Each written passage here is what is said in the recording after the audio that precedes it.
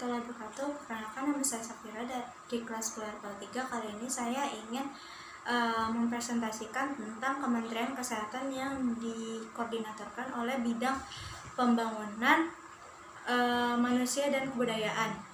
Jakarta 14 Oktober, Undang-Undang Cipta Kerja yang belum lama disahkan oleh DPR masih menuai pro dan kontra. Masyarakat awam serta sejumlah kalangan tertentu berasumsi bahwa dengan disahkan UU tersebut malah hanya akan menyengsarakan rakyat dan menguntungkan para pengusaha besar.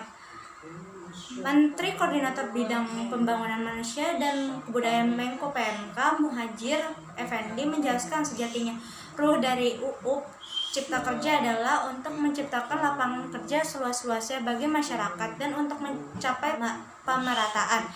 Tidak benar kalau pemerintah menghaskan pengusaha besar atau akan memberi karpet merah kepada investor asing untuk bisa semaunya masuk ke Indonesia.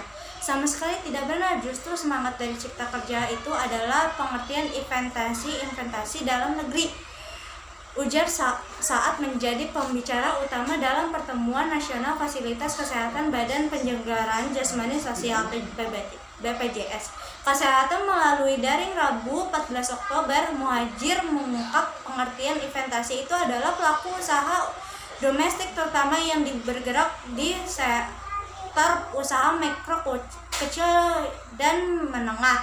Dengan disahkan UU Cipta Kerja, pemerintah berupaya memperluaskan akses bagi para pelaku usaha mikro di tanah air, khususnya dalam hal kemudahan perizinan, perluasan atas akses modal serta pemberian pembimbingan, termasuk usaha sektor kesehatan. Kita tahu dengan adanya pandemi COVID-19 ini, yang paling bisa diandalkan sekarang adalah usaha-usaha sektor kesehatan.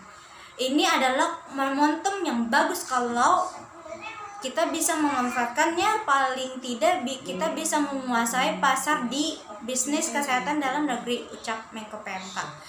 Ia pun mengakui pemerintah sejauh ini belum sepenuhnya menaruh perhatian serius pada usaha yang bergerak di sektor jamu dan obat-obatan tradisional.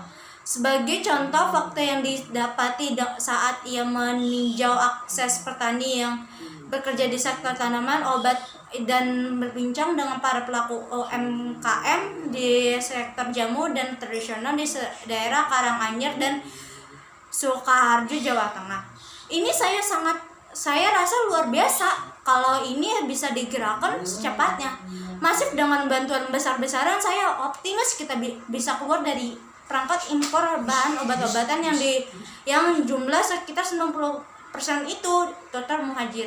Di samping itu, ia berharap Kementerian Kesehatan maupun Badan Penyelenggaraan Jasmani BPJS Kesehatan dapat terus meningkatkan sinergi dan kolaborasi dalam upaya untuk segera keluar dari persoalan yang timbul akibat wabah COVID-19, baik dari aspek kesehatan maupun ekonomi.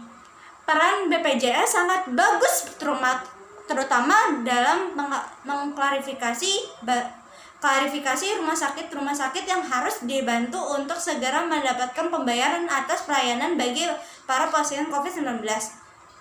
Karena kalau rumah sakitnya tidak bisa mendapatkan dana secepatnya, tentu saja akan berdampak terhadap pelayanan dalam menangani COVID-19, tugas Menko PMK.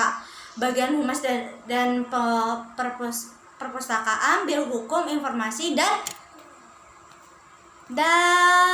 Persidangan, Kementerian Koordinator Bidang Pembangunan Manusia dan Kebudayaan. Dari ini saya akhiri kali ini. Sekian, terima kasih. Assalamualaikum warahmatullahi wabarakatuh.